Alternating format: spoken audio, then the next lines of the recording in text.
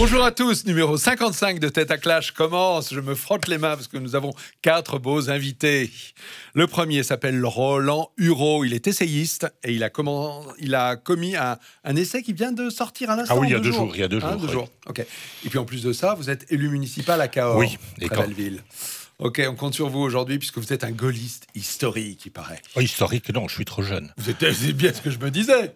Vous étiez un bébé gaulliste historique. Ah non, je n'ai pas bébé, mais j'ai entendu les premiers discours. Même j'avais dit 8 ans et j'avais une grand-mère qui me chauffait pour... Ok, on vous pardonne. Il n'y a pas de quoi. Il n'y a pas de quoi. Alors, Edwige Diaz, bonjour Edwige. C'est votre première fois ici. La deuxième fois. La deuxième fois, pardon. Ok, et vous êtes conseillère régionale du Rassemblement national en Nouvelle-Aquitaine. Et vous êtes levé fort tôt pour être avec nous, merci. Tout le plaisir est pour moi. Benjamin Cauchy, bonjour. Bonjour. Et vous êtes porte-parole de Debout la France. Absolument, et ravi d'être avec vous ce matin. Ok, vous avez d'autres choses à votre palmarès que vous pourriez partager avec nous ? Écoutez, père de 2 magnifiques garçons. J'ai été un des gilets jaunes de la première heure, lorsque la violence n'était pas au rendez-vous. Et ancien candidat aux élections européennes. Et un point commun avec Roland, moi aussi je suis gaulliste depuis ma tendre enfance. Enfin, moi je ne suis pas inconditionnel. Pas inconditionnel, mais en tout cas on peut être fier de ses valeurs. Je suis pas un gaulliste bête, je veux dire. Pragmatique. Par contre, je pense que quand on ne l'est pas, ça pose un problème. Oui, d'accord. Ok, très bien. Une transversale qui s'est formée. Celui qui est déjà venu plein de fois, qui s'appelle Benoît Dumoulin, qui est rédacteur en chef adjoint de l'Incorrect. Donc voilà le dernier numéro, sachant que le prochain est quasiment sous presse. Hein, oui, exactement. On est en bouclage. Et moi, je précise que, contrairement à mes 2 collègues, je ne suis pas gaulliste. Voilà, même si ce n'est pas le sujet du jour. Mais nul n'est parfait. Parfait. Allez, j'aime bien ces oppositions naissantes. Je vais tout faire pour vous opposer, messieurs et madame. Allez, on se retrouve dans quelques secondes pour le premier sujet. À tout de suite. Le premier sujet, c'est un homme politique grec qui vient d'être désigné ou choisi par Ursula von der Leyen, qui est la présidente de la Commission européenne. Et cet homme porte un titre il est en charge de la protection du mode de vie européen et également de l'immigration. Et la polémique tient au fait que lors de la présentation des différents commissaires de la nouvelle Commission européenne, cet homme a été présenté ainsi, liant l'immigration avec la protection de la qualité de vie, du mode de vie européen. Ça a choqué beaucoup d'hommes politiques en France et en Europe, à l'intérieur du Parti populaire européen dont Ursula von der Leyen et représentante, mais également pour les écologistes, pour les gens de gauche en général. Moi, je voulais savoir ce que vous en pensiez. Est-ce que ça vous choque ou est-ce que vous trouvez que c'est normal de lier ces 2 sujets? Vous êtes sûr que c'est un homme parce qu'il s'appelle Marguerite, alors il s'appelle Margaritis. Oui, vous avez raison. C'est pas bien de se moquer. C'est pas bien de se moquer. Il est grec. Et puis aujourd'hui, vous savez, il y a tellement de trans ceci, trans cela, alors on se méfie. Écoutez, d'après ce que j'ai vu de lui, il n'est pas concerné par tout ça. Puisque vous avez la parole, gardez-la. Qu'est-ce que vous en pensez d'avoir lié ces 2 sujets? Est-ce qu'il faut protéger le mode de vie européen? Oui, sans aucun doute. Oui. La culture, pourquoi ne dit-on pas la culture? Pourquoi ne dit-on pas l'héritage? Le mode de vie, c'est quelque chose de plus superficiel. Madame von der Leyen, dont je ne mets pas en doute la bonne foi, aurait voulu susciter une polémique et s'y serait pas prise autrement, parce qu'on aurait pu appeler ça de différentes manières. De différentes manières. Alors, je ne mets pas en doute sa bonne foi parce que c'est un profil assez atypique dans ces milieux technocratiques. C'est une mère de 7 enfants, probablement et discrètement patriote allemande, bien qu'elle ait une généalogie très cosmopolite, et elle a des parents américains, anglais, elle parle beaucoup de langues, y compris le français. Européenne, quoi. Oui, mais 7 enfants en Allemagne, c'est l'horreur. Je veux dire, ça n'existe pas dans la classe dirigeante. En France, on connaît un... Je crois même que c'est 8 enfants, en fait. Moi, c'est 8. Mais... Non, mais... c'est 8. Ça serait 8 aussi. Ça change tout le temps. Mais c'est pas... Si c'est 8, je me sens pas pour autant plus proche d'elle. Non, mais c'est sûr qu'en Allemagne, avoir beaucoup d'enfants est beaucoup plus compliqué qu'en France. Les systèmes de garderie sont quasiment inexistants. C'est sur le plan social. Monsieur Macron, qui a des horizons très étroits, a dit publiquement il n'y a pas très longtemps que si vous avez plus de 2 enfants, c'est que vous êtes déjà un demeuré. C'est un préjugé très commun dans le monde anglo-saxon et dans une partie, beaucoup moins en France, en tous les cas dans certains milieux. Et Macron, c'est pas le sujet entre nous. C'est pas le sujet. Non, non, mais attendez, il y a voilà. aussi, je crois qu'il a toujours eu assez d'argent pour élever ses enfants. La question n'est pas là. La question, c'est l'opinion que les gens ont autour de vous. Elle est passée outre un certain nombre de choses. Et ceci dit, donc vous pensez que ça va dans le même sens? Elle est passée outre le fait d'avoir 7 ou 8 enfants, on va vérifier. Elle passe outre aussi les règles de prudence qui font qu'on ne lie pas l'identité européenne avec l'immigration? C'est ce que vous voulez nous dire? En tous les cas, quand on a 8 enfants, on se préoccupe du grand remplacement. Hein, c'est d'une manière ou d'une autre. Alors,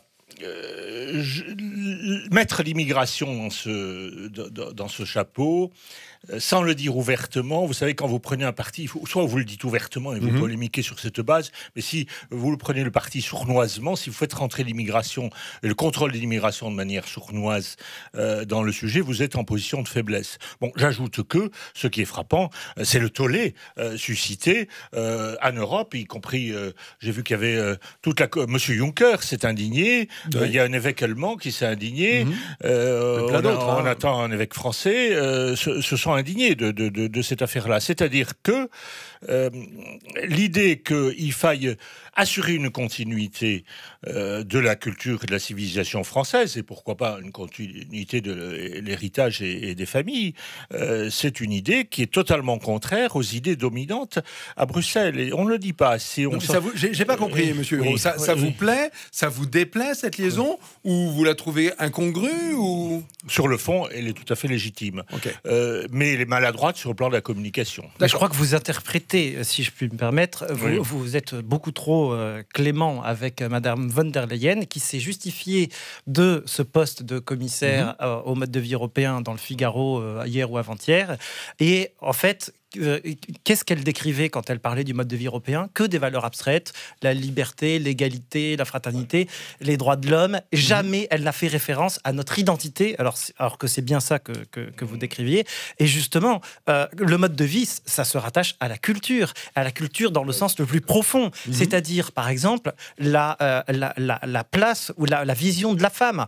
Et c'est évident que quand on parle de ce qu'est notre mode de vie, il fallait dire ce qui se rattache à notre mode de vie et ce qui ne se rattache pas. Et que, justement, avoir un commissaire à la protection du mode de vie européen, ça voulait dire qu'on ne voulait pas d'une immigration incontrôlée qui modifie notre mode de vie, notre culture dans le sens le plus profond, c'est-à-dire les rapports entre les hommes et les femmes, le rapport entre temporel et spirituel, la vision même de la personne, l'habillement. C'est ça aussi. C'est tout ce que ça renvoie, la soumission de la femme dans l'islam, par exemple. Et elle, non seulement, elle n'a pas dit un mot de ça, mais elle n'a brocardé que des valeurs de non-discrimination et de tolérance, ce qui montre qu'elle est dans l'idéologie mainstream, et ce qui montre qu'en fait, sa mesure son hocher qu'elle agite de commissaire à la protection du mode de vie européen, c'est de la communication cosmétique, comme Sarkozy naguère avec son ministère de l'identité nationale, mais je pense que vous serez d'accord avec ça. Comme Macron. Exactement, pour que les gens un peu naïfs se disent « Ah, c'est bien, regardez, Madame von der Leyen, elle défend le mode de vie européen. » Elle ne le défend pas. Et pourtant, effectivement, elle a mis en avant des qualités abstraites de l'Europe, mais enfin, quand même, une des caractéristiques de l'Europe, c'est la liberté. C'est la démocratie, Franck, c'est les droits de l'homme. Mais les droits de l'homme, la démocratie, vous pouvez les trouver en Australie, aux États-Unis. Vous voyez, ça peut définir l'Occident. Dans une si vaste zone. Ça ne définit pas la France, c'est ça que je veux dire. La France, il faut la définir par une identité. On ne peut pas définir l'identité de manière uniquement abstraite. Je ne dis pas que ça ne signifie rien, mais ça n'est pas ce qu'on appelle l'identité française. Ok. Edwige Diaz, quel est votre regard sur ce sujet-là? Est-ce que ça vous dérange de lier l'identité européenne, la culture européenne avec l'immigration? Qu'est-ce que... Non, ça me dérange pas du tout, mais ce que je veux dire, c'est que je ne vois pas comment on pourrait protéger un mode... comment le mode de vie à l'européenne pourrait être protégé par ces fossoyeurs. Parce que l'Union européenne et la Commission européenne sont responsables de cette immigration massive. Voilà. Donc c'est plus d'immigration, plus de Quelle est leur part de multiculturalisme. responsabilité? Quelle est la part de responsabilité des commissaires européens ou de la présidente de la Commission? Total, puisqu'ils sont pour plus d'immigration, avec le corollaire plus de multiculturalisme. Tout ceci débouche sur plus de communautarisme. Et plus vous avez de communautarisme, moins vous avez d'intégration et d'assimilation. Oui. Donc on ne peut pas dire que ceux qui sont responsables... En fait, c'est un peu le pompier pyromane, quoi. Voyez. Mais elle vient d'Allemagne, pays qui a admis 1 million de migrants. Et d'ailleurs, c'est ce qui a coûté très cher à Angela Merkel. Oui. Voyez. Oui, et juste pour terminer mon propos, moi je me réjouis qu'enfin on se rende compte qu'il y a un lien entre l'immigration et l'insécurité, parce que ça veut dire quoi? Ça veut dire que l'ERN a totalement raison depuis des années. Donc même si cette lettre de mission que j'ai lue, qui fait 6 pages, reprend, comme vous l'avez dit, des belles paroles, en fait tout ce qui correspond à la bien-pensance de gauche. La lettre de mission, c'est celle du nouveau commissaire, oui, M. Chinas. C'est ça. De Mme von der Leyen à M. Chinas. Donc elle lui dit en fait qu'il faut plus d'intégration, en gros plus de vivre ensemble. Donc c'est pas avec ça qu'on arrivera à prendre le taureau par les cornes et qu'on arrivera à faire changer les choses. D'autant plus que, comme vous l'avez répété, il y a quand même une invasion migratoire avec tous ces corollaires, c'est-à-dire des revendications alimentaires, vestimentaires, religieuses, et donc tout ceci conduit à un communautarisme qui n'est pas compatible avec les valeurs et le mode de vie à l'européenne. Benjamin Cauchy, certains disent que l'Europe est par définition une terre de migration, et une terre où on s'arrête, puisqu'il y a 2 Finistères en Europe, et que par définition, à moins de traverser l'Atlantique, on ne peut pas aller plus loin. Et donc que l'Europe, constitutivement, s'est construite avec des migrations. Oui, l'Europe s'est construite avec des migrations, mais à des échelles extrêmement moins importantes que ce que l'on a pu vivre depuis la deuxième moitié du XXe siècle. Donc je pense qu'il faut raison garder et ne pas tomber dans une reconstruction de l'histoire vis-à-vis d'une Europe qui serait une terre de migration. On subit l'immigration depuis 70, depuis 80 ans de façon exponentielle. Maintenant, j'hésite entre... Alors moi, ça me fait parfaitement plaisir. Chez Debout la France, on est ravis qu'il y ait un commissariat à la protection du mode de vie et qu'on y associe l'immigration, mais je suis assez d'accord avec Benoît. J'hésite entre la naïveté et de l'hypocrisie de la part de la commissaire européenne. De la naïveté, puisqu'ils ne se rendent pas compte, comme vous venez de le dire, ils ont creusé la propre tombe de ce qui leur arrive aujourd'hui, de ce qui nous arrive aujourd'hui. Et puis de l'hypocrisie, puisque ça ressemble effectivement à du cosmétique pour flatter une partie du PPE, sans doute dans des négociations à venir sur d'autres sujets. Après, moi, j'irais même un petit peu plus loin. Est-ce qu'on ne pourrait pas aussi avoir un secrétariat en France, un secrétariat à la protection du mode de vie français? Allons jusque-là. Très bonne remarque.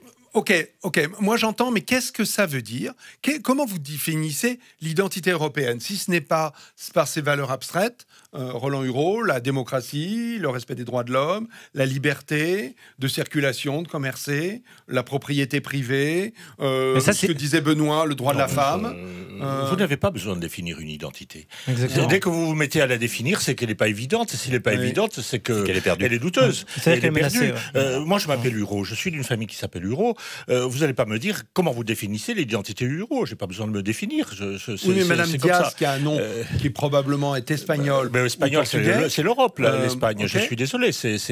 On ne peut pas assimiler. Il faut être complètement inculte de considérer un Espagnol ou un Italien comme un étranger au même titre qu'un Maghrébin ou qu'un Proche-Oriental. Et vous pensez qu'il y a tant de valeurs communes entre un Polonais, un Britannique, un Italien, un Grec? Ce n'est pas d'abord des valeurs. Je suis complètement d'accord avec ce qui vient d'être dit. C'est-à-dire que Braudel disait dans l'identité française, justement, que l'identité, c'est quelque chose qu'on approche, mais qu'on ne peut pas définir. On ne peut pas le mettre dans une formule, parce que c'est quelque chose qui se réfère, à l'histoire, aux fruits du temps, au temps passé ensemble. Et ce qu'on peut dire uniquement, c'est que l'identité française et l'identité européenne, plus largement, c'est construite contre d'autres ensembles civilisationnels. Le premier étant celui qui a émergé au sud de la Méditerranée, au Moyen Moyen-Orient, qui est l'islam.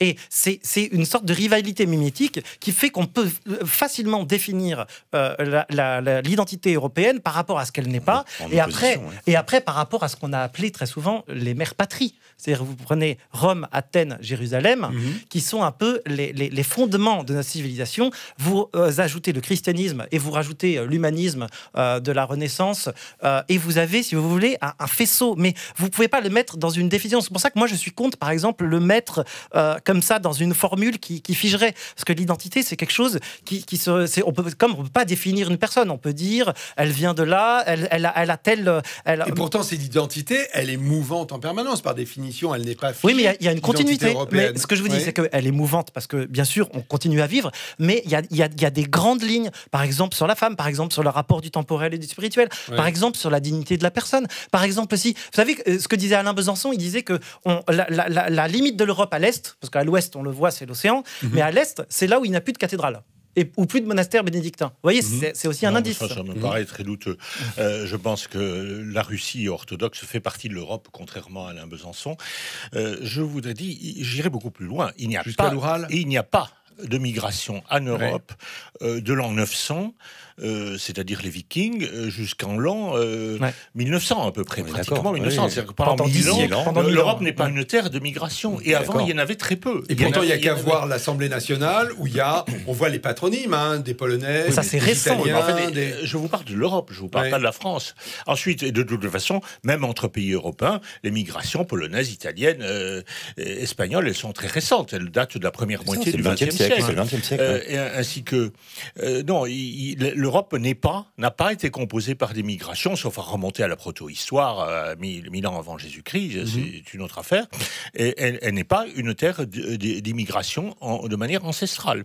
Bon, par ailleurs, ceux qui sont venus en l'an 400, l'an 500, c'était en effet des envahisseurs. Alors, Madame, vous parlez des Vikings, vous parlez de... Oui, des Vikings, les Huns, les Vandales. Les Huns, ils se sont pas installés ici, ils se sont installés chez nos frères hongrois, qui sont des gens très proches de nous. Je n'emploierai pas le mot d'invasion. Vous dites que le Front Rassemblement National ne s'est pas trompé. Je pense qu'il se trompe dans sa stratégie en donnant l'impression qu'il s'attaque aux immigrés et en donnant l'impression qu'il s'attaque à des gens, à des groupes qui sont là un peu par des hasards d'une vie qui n'a pas grand-chose à voir avec la nôtre. Ils ont été racolés par des passeurs, ils sont allés, ils ne savaient pas où ils allaient, ils ne savent même pas où est l'Europe, ils ne savent pas où est la France. C'est parce qu'il y a des appels d'air. Dans les années 70, c'était clairement organisé pour aujourd'hui, de la manœuvre en France. On ne dit pas assez clairement, vous avez parlé du rôle de l'Union européenne. L'Union européenne, qui est la branche de toute une galaxie qui comprend l'ONU, la Banque mondiale, Davos, Monsieur Soros et quelques autres, y compris un catholique qui s'appelait Sutherland, qui est mort il n'y a pas très longtemps. Tous ces gens-là qui dirigent le monde, sont pour l'immigration, sont pour pousser l'immigration. Je suis convaincu que malgré les considérations démographiques et autres, si les pays d'Europe occidentale voulaient l'arrêter complètement, ils pourraient l'arrêter complètement. Mais pourquoi l'arrêterait-il? Puisque tous ceux qui les dirigent sont pour l'immigration, y compris le président de la République française, même s'il fait de temps en temps il a l'air d'avoir des états d'âme largement relayés par le Figaro comme un événement. C'est-à-dire, il faut voir que ceux à qui il faut s'en prendre, c'est l'Union européenne, c'est l'ONU, c'est toute cette galaxie d'organisations qui nous ont organisé l'immigration et qui continuent à l'organiser. Et si c'est les gens, et ce sont des gens qui dirigent, qui ont un énorme pouvoir. C'est-à-dire que ce sont ceux qui sont au pouvoir ici, sur le territoire français, qui sont au pouvoir en Allemagne, qui sont au pouvoir aux États-Unis, etc. Enfin, aux États-Unis, c'est différent depuis l'arrivée de Trump, mais c'est un fait très nouveau dans l'Occident. Sont favorable à l'immigration, plus que favorable. Vous oubliez une chose. Oui. Et après, je laisse la parole à mon voisin. Le pouvoir des juges qui s'oppose, le pouvoir des juges qui s'oppose à toutes les reconduites à la frontière et aussi à tout le corpus de la Convention européenne des droits de l'homme. Voilà. Je voulais quand même. Cher Benoît, les juges français, ils suivent les courants issus d'opinion et les modes, mais c'est pas eux qui les font. Je veux dire, le Conseil d'État a pris des décisions tout à fait désastreuses. Les citoyens, oui, d'accord. Mais ils sont soumis à des courants de pensée internationaux, le Conseil d'État suit les impulsions qui viennent de la Banque mondiale, de l'Union européenne. L'Union européenne, pour la plupart de ses juges, c'est quelque chose de sacré. C'est surtout qu'on a signé des traités qui nous ont ligotés. Et des médias. Vous savez, le premier jugement, c'est celui des médias. Les juges, il faut qu'ils soient très courageux pour aller contre les médias. Il y en a un qui a peu parlé, c'est Benjamin Cauchy. Mais par rapport à la question migratoire, je partage en partie, Roland, ce que vous dites. Maintenant, on a des leaders, que ce soit au sein des institutions européennes ou même à la présidence de la République française, on a ce qu'on appelle des esclavagistes modernes. Qui organise l'immigration.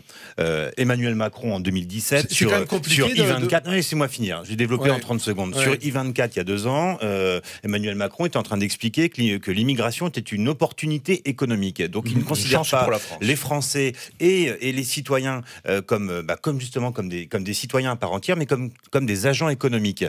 L'Union européenne finance des ONG qui servent de passeurs et qui prennent le relais des passeurs au milieu de la Méditerranée. Arrivés en France, les clandestins sont accueillis par des associations telles la CIMAD qui sont financées par le gouvernement. Et la boucle est bouclée lorsque des entreprises filiales de la Poste, par exemple, je pense à Chronopost, qui est une filiale dont l'État possède du capital, eh bien, vont embaucher des clandestins et qui ont manifesté au mois d'août parce qu'ils n'étaient pas assez payés par Chronopost. Donc, pour moi, il y a une volonté de déréguler l'immigration, de laisser faire. Et puis, encore une fois, ils nous considèrent comme des agents économiques. Plus il y aura d'immigration, moins les gens seront payés cher. C'est du A plus B, c'est l'offre et la demande. Donc, au-delà du marketing et du cosmétique que l'Union européenne peut tenter de faire, pour moi, c'est de la poudre aux yeux ou de la poudre de perlimpinpin. Sauf que certains disent que en réalité, les jobs se complexifiant, la nécessité de former les gens étant de plus en plus grande, avoir des migrants qui arrivent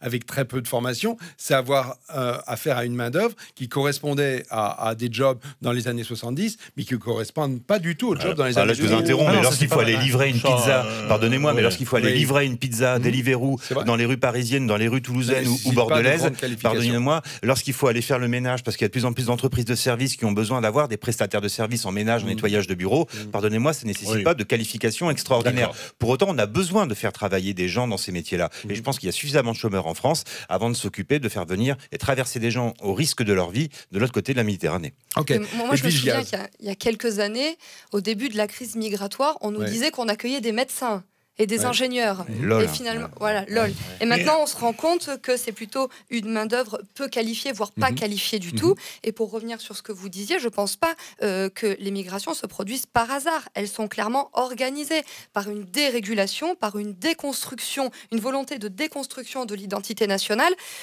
Nos gouvernants font le jeu des passeurs. Vous croyez à un complot de gens qui veulent faire perdre l'identité à l'Europe et à la France? Ils n'ont rien à faire de l'identité, en fait. J'ai pas dit complot, mais comment expliquer qu'on fait tout pour faciliter le regroupement familial? Vous savez que les mineurs non accompagnés, les MNA, à partir du moment où ils sont sur le territoire français, peuvent faire venir leur famille. Donc il y a bien des responsables politiques qui prennent ces décisions-là. Il y a bien des responsables politiques qui ferment les yeux sur le dévoiement du droit d'asile. Et il y a bien des responsables politiques qui financent l'immigration, même illégale. Je vais vous donne un exemple en Nouvelle-Aquitaine. La région est dirigée par les socialistes. Eh bien, la région Nouvelle-Aquitaine a fait un chèque de 50 000 € pour subventionner SOS Méditerranée via l'Aquarius. Donc tout ceci s'inscrit bien dans une volonté de faire venir toujours plus d'immigration, de favoriser le multiculturalisme au nom du... Avant, c'était le vivre ensemble. Maintenant, c'est le mieux vivre ensemble ou le bien vivre ensemble parce qu'on voit que ça a échoué. On est face à des revendications communautaristes. Je pense par exemple au burkini dans les piscines. Je pense par exemple au halal dans les cantines. Et donc, tout ceci contribue forcément à moins d'assimilation, moins d'insécurité, d'intégration et in fine, à plus d'insécurité. Il suffit d'aller voir dans une prison comment ça se passe. Moi, j'ai été visiter la prison de Gradignan à côté de Bordeaux. Nous sommes partis visiter le quartier des mineurs. Eh bien, sur 19 mineurs incarcérés, il y avait 12 mineurs non accompagnés. Donc, le lien entre immigration et insécurité est évident. Même la presse quotidienne régionale mainstream se fait l'écho dans les pages que, eh ben, écoutez, il y a des personnes qui sont non françaises, non européennes, qui sont régulièrement attrapées pour des délits de vol, de viol, de violence, et puis, il faudrait ajouter une chose. Ce sera le dernier mot, Benoît. Juste ajouter une chose, c'est que dans tous ces migrants qui arrivent, vous avez 80 à 85% d'hommes. Alors, Bien comment sûr. vous voulez former des familles stables sur le territoire Le français? rapprochement familial pour former des familles. prennent l'avion. Oui. Je dis Mais- ça par antiphrase. Non, mais vous voyez que ça pose de vrais problèmes. Ça pose de vrais problèmes quand on parle après de délits sexuels et autres. C'est sûr. Oui, Mais il y a- là, vous faites allusion à ce qui s'est passé en Allemagne et avec les. Mais pas pas que. en Allemagne, mais partout, dans les Juste villes et un villages de rajoutement. France aussi. Ouais. Il n'y a pas de complot, mais il y a une idéologie dominante Vas-y, en Occident qui est autodestructrice, mais qui est nihiliste. C'est-à-dire, c'est la destruction de soi-même. Et je crois que la figure la plus achevée de cette idéologie, c'est certainement le président de la République actuelle. Allez, ce sera le mot de la fin. Il n'est pas là pour nous répondre. Ah bah. Et on se retrouve. Ce serait pas mal. Et je le sors là. Puis il vous dit. C'est une invitation, c'est ça? Oui, ça serait bien. Allez, on se retrouve dans quelques secondes pour un sujet suivant. À tout de suite.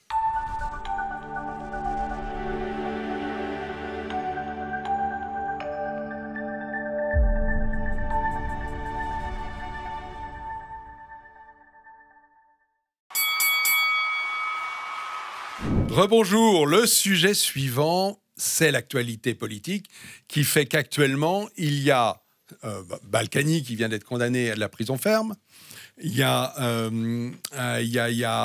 Ferrand qui est en danger, cerné par les juges, il y a Bayrou et Le Pen qui sont appelés pour des raisons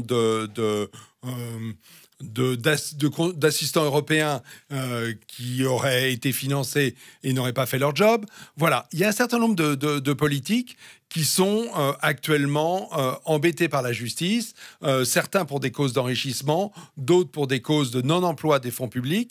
Est-ce que vous trouvez normal qu'un homme politique, au final, aille en prison? Et est-ce que vous trouvez normal qu'un homme politique comme M. Balkany et sa femme soit condamné à des peines d'inéligibilité qui, en gros, visent à les sortir du monde politique?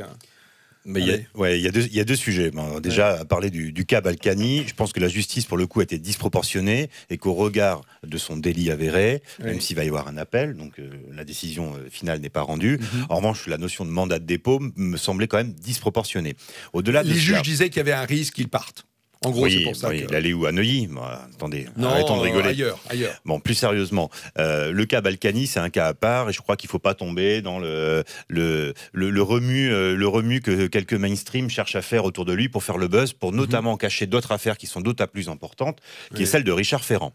Et celle de Richard Ferrand, là, je ne me mettrai pas sur le plan judiciaire, ni sur le plan de la morale, mais plutôt sur la notion d'éthique et la relation de confiance qu'il doit y avoir entre des élus et le peuple. La crise des Gilets jaunes l'année dernière, au-delà de ce ras-le-bol fiscal, au-delà de cet énervement à voir l'État abandonner des pans entiers des territoires pour des raisons d'insécurité dans les grandes métropoles et pour des raisons de perte de services publics dans les territoires ruraux, il y a un problème de défiance, il y a de la défiance entre les élus et le peuple. Et le fait que le président de l'Assemblée nationale soit mis en examen casse la sérénité des débats au sein du Parlement. Et moi, j'estime que lorsqu'un élu, un député européen, un député national et un président de l'Assemblée nationale, lorsqu'il est mis en examen, aucune condamnation, mais aucune impunité, ils se mettent en retrait de son mandat. Il y a des suppléants, ça existe pour ça. Le temps qu'il puisse faire la clarté, de manière à pouvoir organiser sa défense. Les Français veulent des citoyens honnête et intègre. Autrement dit, vous pensez que Ferrand aurait dû démissionner comme il l'avait fait quand il était ministre de la cohésion des territoires, je crois. Mais c'est ça ? à défaut, se mettre en retrait de son poste de président de l'Assemblée nationale, il y a des vice-présidents qui pourraient très bien faire l'affaire, et pendant ce temps-là, il a le temps de préparer sa défense. Au terme du dossier, s'il est innocenté, eh bien, j'espère pour lui qu'il n'a rien fait, eh bien, il pourra retrouver le perchoir, et si, malheureusement, il est accusé, eh bien, c'est au parloir qu'il ira. D'autant qu'on se rappelle les propos de Ferrand pendant la campagne de 2017 à l'égard de Fillon. Énorme, voilà. Énorme. Donc là, c'est l'arroseur arrosé. Je suis assez d'accord. Vous aussi, vous trouvez que finalement, Ferrand, c'est plus grave que que Balkany. Alors attendez, Ferrand n'est pas encore jugé, mais les présomptions sont très graves et je suis d'accord avec l'idée d'une mise en retrait qui préserve à la fois la dignité de la fonction de président de l'Assemblée nationale et en même temps la présomption d'innocence. Voilà, c'est les deux choses. Oui, mais alors ça devrait s'appliquer aux députés européens du Rassemblement national. Absolument. Ça devrait s'appliquer à François Bayrou. Ça devrait s'appliquer à tous ceux qui Alliot et à sont mis en cause par la justice. Au président de la commission des finances qui est également mis en examen depuis pas mal de temps. Il y a beaucoup d'élus en France qui sont députés, maires ou députés européens qui sont mis en examen. Quelle image ça donne de la classe politique pour la population? Mais c'est pas possible. Revenons 2 minutes, si vous voulez bien, d'abord sur le cas Balkany, parce que c'est intéressant. Là, moi, ce qui me choque vraiment dans cette affaire, c'est le mandat de dépôt. Parce qu'un mandat de dépôt, c'est fait pour éviter qu'une personne prennent la fuite. C'est fait pour éviter les troubles à l'ordre public, si vous avez quelqu'un qui peut récidiver. C'est fait donc du coup aussi pour éviter toute récidive. Bon, là, on n'est pas, il me semble que c'est un peu de l'acharnement et j'aime pas la chasse à l'homme. C'est un peu de l'acharnement parce que Balkany, il suffisait de le mettre sous contrôle judiciaire et qui réponde de ses actes et qui soit frappé là par où il doit être frappé, c'est-à-dire au portefeuille. Il a fraudé 4,3 millions. Bon, ils lui ont déjà tout pris. Ils lui ont déjà tout pris. Là, il ne lui reste plus grand-chose. Mais c'est de cette manière-là. Moi, il me semble que la prison doit être d'abord faite pour les gens qui menacent l'ordre public. Or, ce qui me choque, c'est qu'on remette en liberté des voleurs, des violeurs, des meurtriers. Des vendeurs de drogue. Exactement. Vous savez qu'il y a quand même 100 000 personnes qui sont condamnées chaque année à de la prison ferme. 100 000 peines de prison ferme qui ne sont pas appliquées faute de place dans les prisons. À commencer par Isabelle Balkany, qui a été condamnée à 3 ans et qui n'a pas été incarcérée. Mais ceci dit, ni maintenant, ni ça c'est un cas un peu à part, mais c'est vrai. Toute peine de sûreté inférieure à 2 ans. Voilà. De toute façon, ils ne le font pas. De toute manière, n'est pas commuable en c'est ce qui s'était passé pour en enfermement. Voilà. Bon, maintenant, ça c'est pour l'affaire Balkany. Après, sur le fond, faut-il mettre les hommes politiques en prison? Ce sont des justiciables comme les autres. Ils ont en plus un devoir d'exemplarité, mais attention quand même, pas de chasse à l'homme, pas de vindicte médiatique lancée avant qu'on en sache plus sur les affaires. Par exemple, moi, ce qui m'a beaucoup choqué, c'est, on parlait de l'affaire des assistants RN ou même de l'affaire Fillon. Ce qui me choque, c'est que ce genre d'affaires émerge lors d'une campagne électorale. Il devrait avoir, que ça émerge dans les médias, pourquoi pas, les médias font ce qu'ils croient devoir faire. Par contre, qu'un juge, en pleine campagne, mette en examen tel ou tel responsable politique qui est en campagne, ça peut peser sur l'issue du scrutin, et ça, ce n'est pas normal. Mais est-ce qu'en France, on n'est pas en permanence en campagne, d'une certaine manière? Non, parce que là, c'était la présidentielle. Vous voyez les fenêtres pour les juges sont extrêmement étroites. Non, mais c'était la présidentielle, et c'est vrai que... là, vous parlez de Fillon en particulier. Les fenêtres sont étroites, mais visent bien quand même. Et de Fillon et de Marine Le Pen. C'était pas ce qu'ont fait les juges du parquet financier à ce moment-là n'était pas, à mon avis, normal, était de nature à influencer le scrutin. Que ça sorte dans les médias, ça c'est une chose. Que Fillon n'ait pas su se défendre, c'est une autre chose. Mais et qu'il ait avoué sa culpabilité. Plus ou moins. En rendant des costumes offerts. C'était quand même un avoué mineur. Oui. Non mais voilà, je ne vais pas le défendre. Hein, mais Jack Lang est toujours en liberté aussi, les costards, il en a eu. Pardon, par rapport aux Gilets jaunes, il me semble que les Gilets jaunes se sont plutôt réjouis de l'incarcération immédiate de Balkany. Moi, il m'a semblé que beaucoup de gens trouvaient que c'était tout à fait normal que Balkany aille en Ils se sont réjouis, sauf ceux de Levallois-Perret, de même que tous les Français se sont réjouis de la mise en prison de Cahuzac, sauf les gens de l'un sur l'autre. Les citoyens, de façon générale... C'est un paradoxe. De façon générale, les citoyens en colère dans la rue, mais tout simplement le commun des mortels, comme vous et moi, on est content lorsque la justice passe et fait son travail. Maintenant, ce que l'on souhaite, c'est qu'elle passe et qu'elle fasse son travail pour tout le monde, sans 2 poids, 2 mesures. C'est ça que l'on veut. Edwige Diaz, est-ce que vous trouvez normal que Balkany soit allé en prison? Est-ce que vous trouvez normal que Jean-Marie Le Pen soit mis en cause, ainsi que François Bayrou, pour des histoires d'assistants parlementaires? Est-ce que vous mettez tout ça au même niveau, ou est-ce que vous établissez des hiérarchies? Moi, je pense que la justice doit être la même pour tous. Ça, c'est ce qu'on souhaite tous dans l'idéal. Néanmoins, on peut peut-être s'interroger sur l'existence de 2 poids, 2 mesures. Parce que M. Balkany a été donc incarcéré immédiatement pour une question de fraude fiscale. Et M. Cahuzac, quelques années avant... Et peut-être pour une attitude aussi qui était peut-être particulièrement arrogante pendant le procès. En tout cas, M. Cahuzac, pour les mêmes faits qui sont à sa charge, lui n'a pas du tout été en prison. plus grave. Pardon, je vous coupe, c'était beaucoup plus grave qu'Isaac. Il a menti devant l'Assemblée. Il a menti devant l'Assemblée et lui, il a juste écopé d'un bracelet électronique. Donc c'est vrai qu'on peut supposer qu'il y ait un 2 poids 2 mesures. Il est évident qu'on peut s'interroger aussi quant au hasard de calendrier sur l'affaire Fillon, donc qui est sortie en pleine présidentielle et dont le procès aura lieu quelques semaines avant les municipales. Énorme. Donc hasard du calendrier ou pas.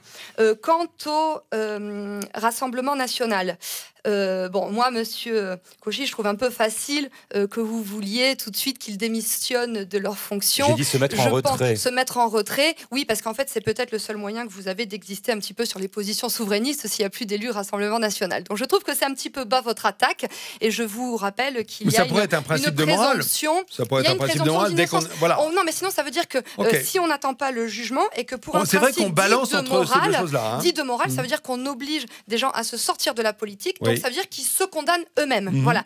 Et donc après, vous savez bien comment ça se passe dans la presse mainstream, ils seront forcément accusés, voire même condamnés par le tribunal médiatique. Donc vous êtes d'accord et contrairement à ce qu'a dit Benjamin Cauchy, vous êtes plutôt d'accord pour dire que Richard Ferrand doit rester en poste parce qu'il doit bénéficier de la présomption d'innocence comme François Bayrou, comme Marine Le Pen ou comme Jean-Marie Le Pen. Richard Ferrand, c'est quand même le 4e personnage de l'État. C'est pas un député lambda. Tout à fait. Tout à fait. En quoi est-ce différent ?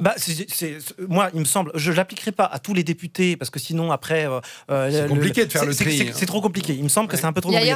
Par contre, il me semble que quand on parle du président de l'Assemblée, des personnages qui sont, je sais pas, le top 10 des personnages les plus importants de l'État, là, s'il y a une plainte qui est déposée à leur encontre, c'est à mon avis important qu'ils se mettent en retrait. Oui. Après, comment on définit ? Est-ce qu'on s'arrête à 10 ? Est-ce qu'on passe à 9 ? Est-ce qu'on passe à 11 ? Voilà, c'est ça qui est très délicat. Parce qu'après, tout le monde va dire qu'il y a de l'arbitraire, qu'à partir du moment où vous n'êtes pas dans le top 10, vous pouvez faire ce que vous voulez jusqu'à ce que vous soyez condamné. C'est délicat. Moi, je pense que tant qu'il n'y a pas de condamnation, c'est difficile de... Et pourtant, l'opinion publique semble vouloir que toute personne mise en cause par la justice soit sortie de sa fonction. Oui, mais parce qu'en fait, on essaye toujours de discréditer les élus, parce que c'est la cible facile, parce qu'il y a une certaine démagogie qui consiste à dire, à taper sur les élus, vous voyez. Et moi, je pense qu'il ne faut pas tomber dans ce piège, il faut prendre de la hauteur. La justice est quand même quelque chose d'important. Alors oui, on a des juges qui sont politisés dans ce pays, mais pas que, il y a quand même des juges qui font bien leur boulot. Et après, pour parler un petit peu de Mélenchon, je pense que lui utilise clairement ses attaques de juge pour sa publicité personnelle. Là, pareil, hasard du calendrier ou pas, il va sortir son bouquin le jour de son procès. Vous voyez, donc en fait... Là, clairement, là, il y a une sorte d'instrumentalisation de la justice à son profit. C'est ça. Oui, puis il y a un comportement qui est inacceptable. C'est-à-dire quand on est élu de la nation, on ne bouscule pas un flic, un juge... Oui, enfin, quand même. D'abord, je défendrai Marine Le Pen, mais également François Bayrou, parce qu'on mélange l'opinion, on ne comprend rien à toutes ces choses-là. Les abus d'utilisation d'attachés parlementaires, dès lors que c'est au service d'un parti, ça ne me paraît pas gravissime, parce que le travail d'un attaché parlementaire et le travail d'un dirigeant de parti, c'est le même. C'est faciliter la tâche aux hommes politiques pour préparer des projets, préparer des discours, etc. Oui, mais Roland, alors, il y a un problème d'imputation, donc je pense que, simplement, je note quand même qu'on est beaucoup plus sévère pour Marine Le Pen que pour François Bayrou, qui jusqu'ici n'est pas très inquiété. Sauf il a quand même dû démissionner, il était ministre de la Justice, il a été mis en cause. Il a démissionné à cause de Sylvie Goulard, qui a démissionné sans lui demander. En revanche, il y a un problème beaucoup plus grave, c'est l'instrumentalisation de la justice. Alors, pas à l'égard de Balkany et Cahuzac, qui sont des seconds couteaux, mais à l'égard de François Fillon, j'approuve entièrement ce que vous avez dit, et de Mélenchon et de Marine Le Pen, qui sont Mélenchon, Marine Le Pen, François Fillon, ils étaient dans le quartier gagnant. Si instrumentalisation, vous devez parler de Ferrand aussi. Mais Ferrand n'était pas candidat à la présidence de la République. C'est le quatrième de l'État. Je ne connais pas bien le dossier Ferrand, j'en parlerai pas. Je me souviens par contre de l'affaire Fillon. Je veux dire, Monsieur Macron,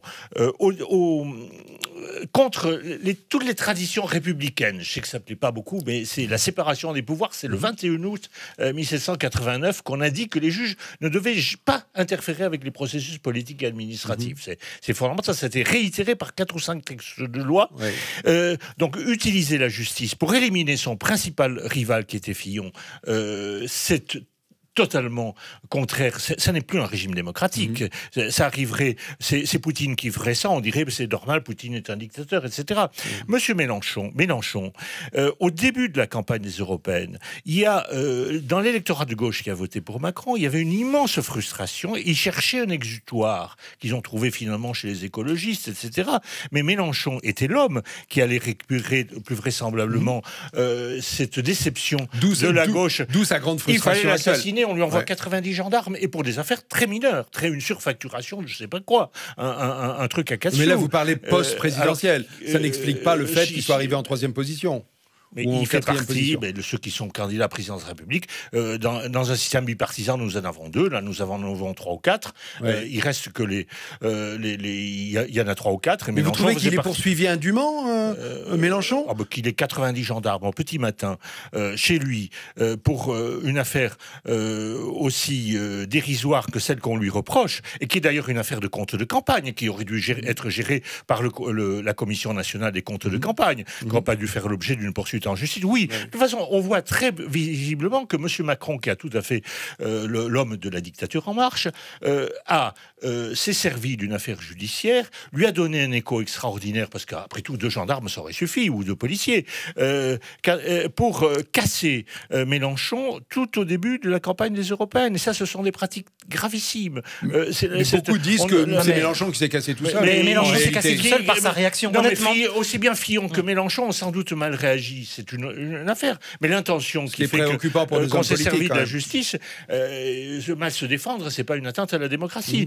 Par contre, se servir de la justice de manière tout à fait consciente, tout à fait organisée, pour gagner une élection présidentielle et ensuite pour gagner pour limiter les pertes aux européennes, c'est une entorse gravissime aux principes démocratiques qui nous régissent.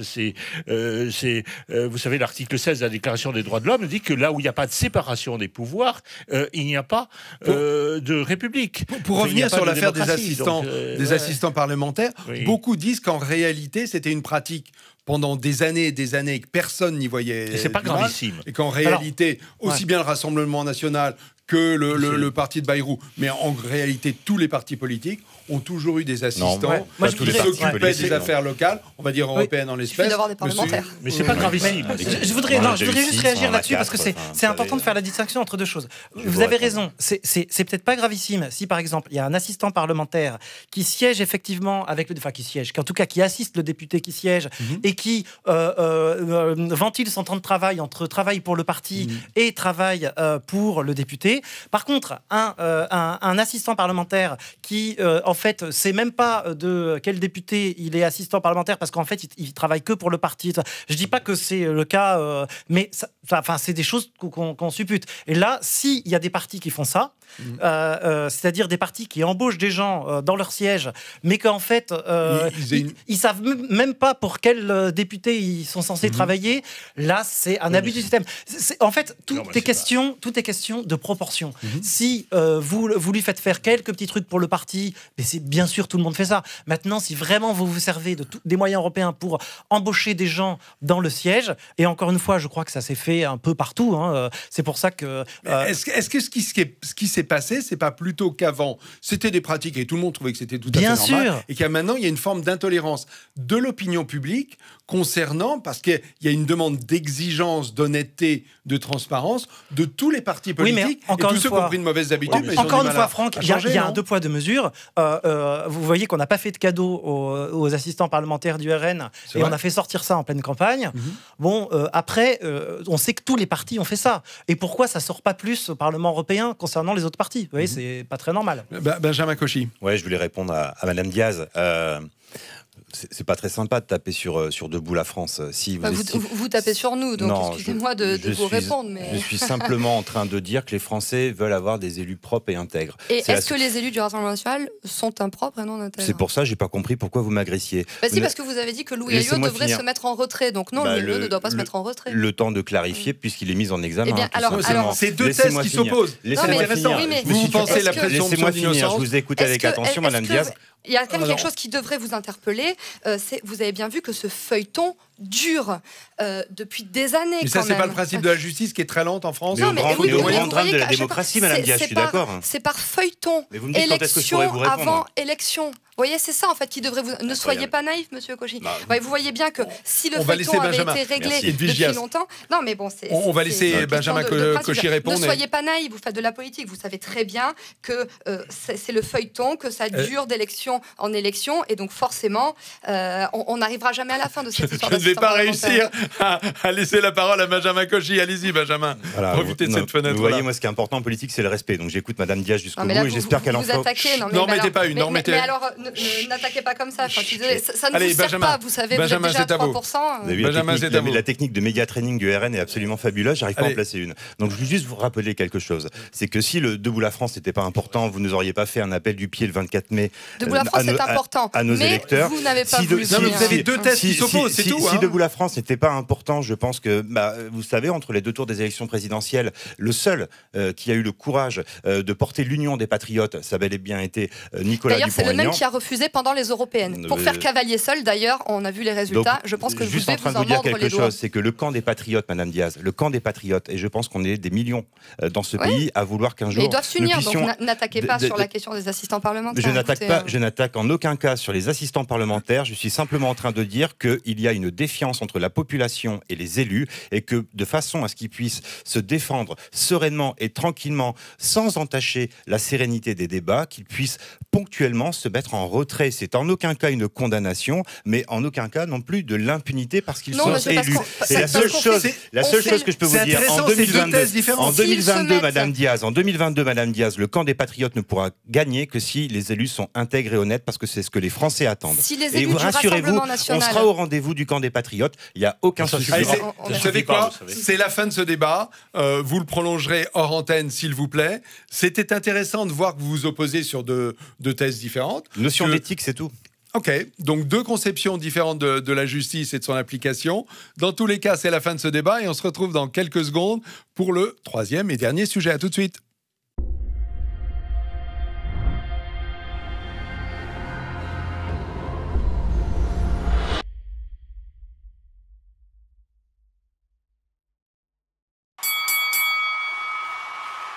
Rebonjour, troisième et dernier sujet.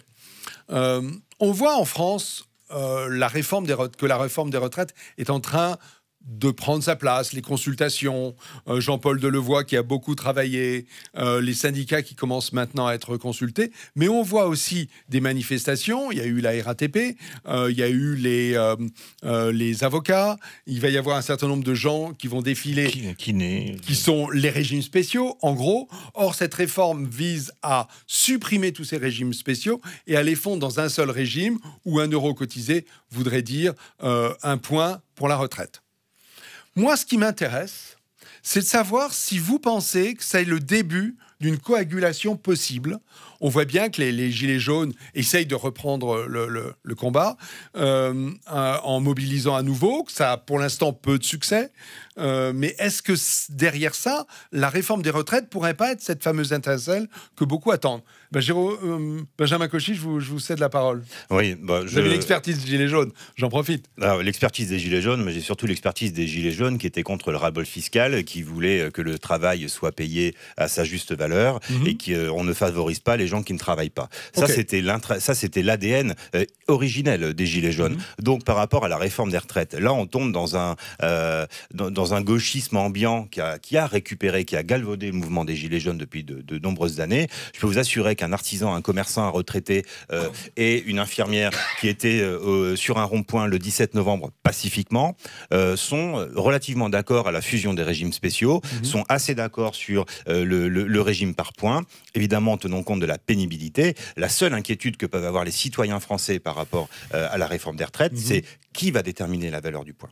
Est-ce que ce sont les partenaires sociaux ? Est-ce que c'est Bercy qui va décider ? Et puis, encore une fois, ce que vont dire les artisans, les commerçants qui étaient sur le bord de la route, c'est OK, pas de problème, on maîtrise les dépenses, mais il faudrait aussi qu'on maîtrise les recettes. Et les travailleurs détachés qui ne cotisent pas, et les millions d'emplois qui ont été délocalisés depuis des années, ça, c'est de la perte d'argent. Donc, au lieu de penser dépenses, il faut aussi, en même temps, comme dirait l'autre, penser aux recettes. Ok, j'entends que néanmoins, vous pensez qu'un certain nombre de gens qui se sont mobilisés vont être en faveur de cette retraite, de ce nouveau système de retraite, pour peu que l'exécution soit conforme à de la justice. Mais foncièrement, ce qui importe, c'est la valeur du point. Ok, tout simplement. Benoît Dumoulin. Oui, je pense que faut pas coagulation. Oui, non, faut pas confondre deux choses. Il y a la révolte des gilets jaunes et de ceux qui n'étaient d'ailleurs jamais emmenés par des syndicats, une révolte de la base sur la question de la dignité, on veut vivre, on est dans la France périphérique, on n'a plus rien et on peut même pas vivre de son travail, ce qui est le principe même de l'indignité. Okay. Et ça n'a rien à voir avec la suppression des régimes spéciaux dont profitent certains privilégiés. Qui sont des centaines de milliers, hein. C'est pas comme s'il y en avait une quinzaine, des militaires à la SNCF, la RATP, EDF. Mais vous voyez que les clercs de notaire. Déjà, allez dire aux maçons et aux mecs qui bossent dans les TP tous les matins.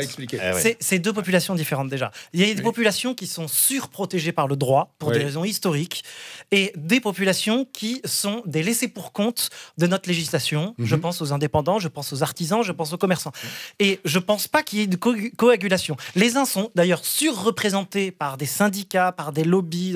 Les autres sont sous-représentés et donc quand ils s'expriment, ils s'expriment dans la rue et ils savent même pas s'organiser parce qu'ils n'ont pas l'habitude de s'organiser. C'est pas leur habitude. Donc moi, je pense pas à cette coagulation-là. Par contre, je pense qu'il peut y avoir une coagulation des Français sur les revendications essentielles que sont le pouvoir d'achat, l'immigration et la taxation et l'imposition. Et là, vous pouvez rapprocher une majorité de Français et pas forcément ceux qu'on a l'habitude de voir sur les plateaux de télévision. Oui, mais sauf que Benoît Dumoulin, ce que craint le pouvoir, c'est des manifestations énormes qui vont rassembler un certain nombre de gens qui d'habitude ne défilent pas. Or, vous semblez indiquer que sur le thème de la retraite, ça ne va pas être suffisant pour que soit les Gilets jaunes, soit d'autres prennent le relais et qu'il y ait des manifestations, voire des blocages, comme il y a eu en 95 pour les plus anciens d'entre nous.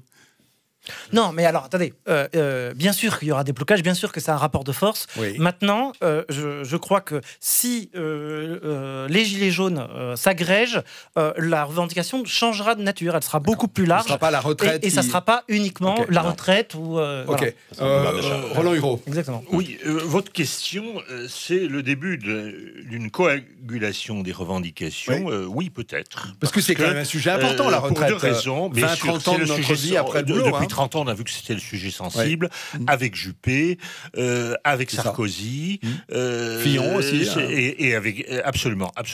C'est un sujet extrêmement sensible, et je ne serais pas étonné que ça explose à cause de ça. Parce que, deuxième raison, c'est que le mécontentement de la population, la frustration dans la population française est tout à fait considérable. On se fait beaucoup d'illusions.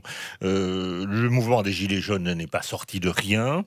C'est pas parce qu'il y a moins de gens qui ont envie d'aller passer le samedi après-midi sur les ronds-points, et on les comprend, parce que quand on fait ça depuis 6 mois, il y a un moment où on se fatigue, que le mécontentement qui est derrière est terminé. Et puis vous avez une propagande frénétique de tous les médias, là aussi, interférence de la justice, unanimité des grands médias, nous ne sommes plus un régime démocratique. Pour dire, Macron reprend du poil de la bête, Macron fait des réformes, Macron est très bien vu à l'international, etc. Macron mange une pizza Macron aussi, remonte dans les sondages, mais tout ça c'est mensonger. C'est comme Martine à la plage. C'est totalement mensonger. La population est immensément frustrée aujourd'hui pour toute une série de raisons qui ne sont pas forcément liées aux retraites. Donc, en effet, je crois que tout est possible. Maintenant, sur le fond, je pense que cette réforme des retraites ne va pas résoudre les problèmes français. D'abord, je ne suis pas contre le principe des retraites par points. Je serais plutôt pour, à condition qu'on fasse toute la part à la question familiale et aux droits supplémentaires que méritent toutes les femmes qui élèvent 2, 3 ou 4 enfants ou 5 enfants. Et les métiers pénibles. Or, c'est pas du tout la mentalité de Macron ni Monsieur Delevoye qui s'en fiche complètement. Alors, quand on parle de grand remplacement, c'est pas seulement une question d'immigration, c'est d'abord, je dirais, une question de natalité des Français. Or là, la natalité, la démographie, les retraites, c'est intimement lié, ce que Monsieur Delevoye n'a jamais compris, et Monsieur Macron non plus. Okay. Edwige Diaz, pensez-vous que cette réforme des retraites, moi j'entends quand même, les trois hommes qui ont parlé avant vous, j'avais le sentiment qu'il y avait pas mal d'assentiments par rapport au minimum, au principe, avec des questionnements sur l'exécution. Est-ce que vous, cette réforme des retraites est quelque chose qui vous semble juste? Et du coup, puisqu'il y a une forme d'unanimité, il risque de pas y avoir de coagulation, parce que les Français risquent de penser comme vous. Non, mais en fait, la réforme des retraites, on sait très bien où ça va aboutir. Ça veut dire on va travailler plus pour gagner moins. Oui. Et d'ailleurs... Ça, c'est probable parce que c'est une question de démographie aussi.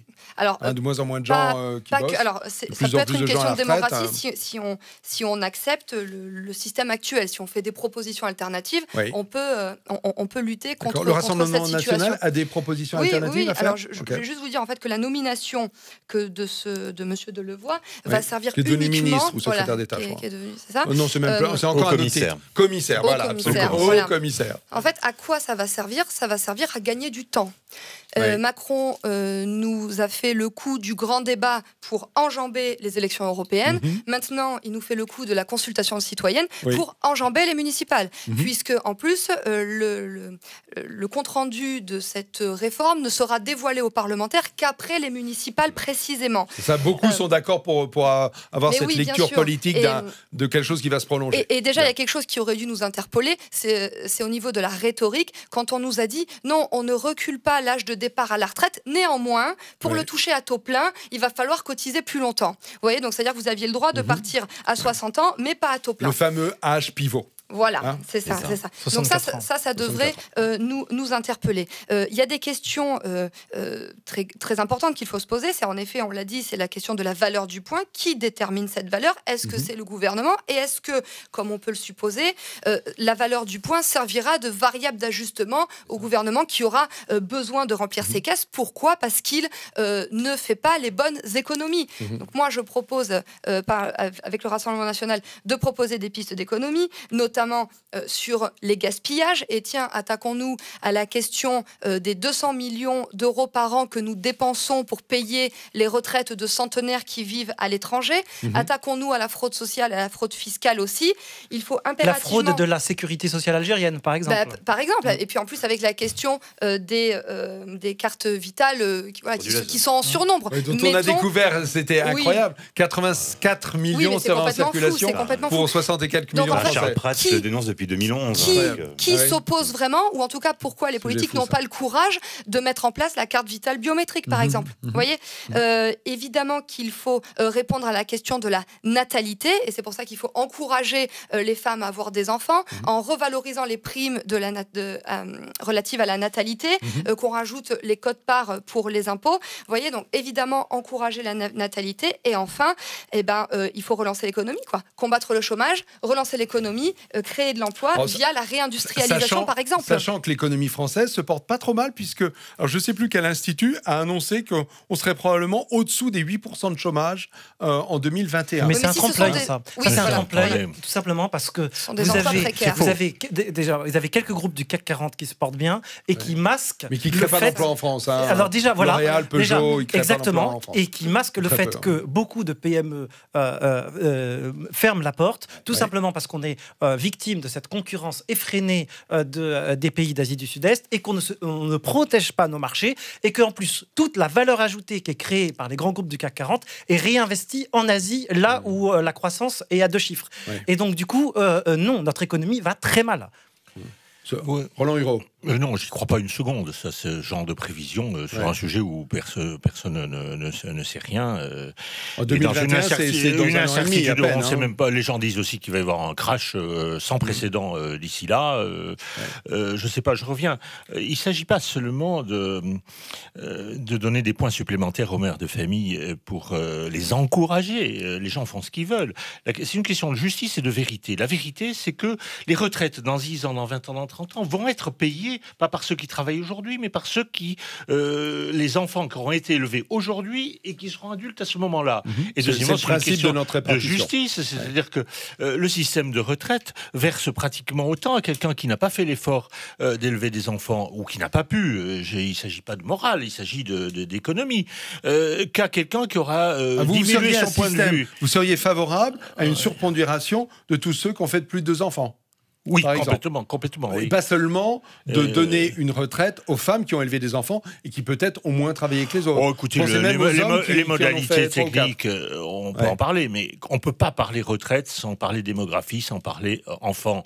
Je veux dire, quand vous avez toute une technocratie qui veut ignorer ce facteur, je me méfie. Bon, j'ajoute que moi, je ne suis pas d'accord sur la fusion générale des régimes de retraite. D'abord, qu'il y ait une certaine harmonisation, qu'on mette fin à certaines situations un peu abusives. Enfin, il y en a quelques-unes. Hein. Enfin, alors, lesquelles faudrait-il préserver? Je voudrais que vous soyez précis là-dessus. Vous dites, on fusionne pas tout le monde, donc ça veut dire qu'il y en a qui restent en dehors du système. Écoutez, je ne vais pas entrer dans ce genre de considération, mais un conducteur de la SNCF qui a passé toute une grande partie de sa vie sur les trains, c'est pas la même chose que la secrétaire du directeur qui était dans son bureau. La RATP, c'est retraite à 52 ans ou 56, 57 ans. Que tout le monde ne soit pas au même Et la pénibilité niveau, de la RATP n'est plus la même aujourd'hui qu'il y a 50 ans. Que tout le monde ne soit pas identique, mais ce qui me gêne, par contre, c'est la fusion des régimes. Parce que la fusion, d'abord, toutes les expériences depuis 30 ans montrent que quand on fusionne, ça coûte plus cher que quand on n'a pas fusionné. Ça, c'est systématique dans tous les domaines. C'est-à-dire qu'en fait, on crée une super structure, voilà. alors qu'avant, c'était éclaté. Et on met d'abord du désordre pendant 4 ou 5 ans, on met du désordre pendant 4 ou 5 ans, et on croit faire des économies dites d'échelle, et on n'en fait aucune, et au contraire. Et pour aller, par exemple, dans ce que un exemple qui illustre ce que vient de dire Roland, c'est par exemple le régime des avocats. Il est très bien géré, il est excédentaire, et avec la fusion, voilà, exactement, ils vont devoir reverser tout ce qu'ils ont économisé grâce à une saine gestion au régime général. Ce n'est pas normal, c'est injuste. Parce que les avocats travaillent très tard. D'une certaine manière, est-ce qu'ils n'indiquent pas le chemin? Finalement, du fait que, et là ça va être une pierre dans votre jardin, Edvigias, c'est que en réalité, la solution, c'est pas de s'arrêter à travailler à 62, 63 ans, c'est de s'arrêter comme les avocats, 68, 69 ou plus. Mais les avocats commencent à travailler plus tard aussi. Vous voyez, c'est pour ça qu'au Rassemblement national, nous proposons la retraite à taux plein à 60 ans, mais avec 40 annuités de cotisation. Vous voyez, ça pourrait être quelque chose de bon sens. Alors que c'est 42 annuités actuellement. Donc il y a quand même un delta de financement qui est assez important, me semble-t-il. Hein, et en ce qui concerne la fusion des régimes, pourquoi pas faire une refonte des régimes et peut-être s'attaquer à celui de la RATP qui a en effet évolué en termes de pénibilité du travail. Néanmoins, moi je pense qu'il faut garder des régimes plus favorables pour par exemple les militaires ou les marins.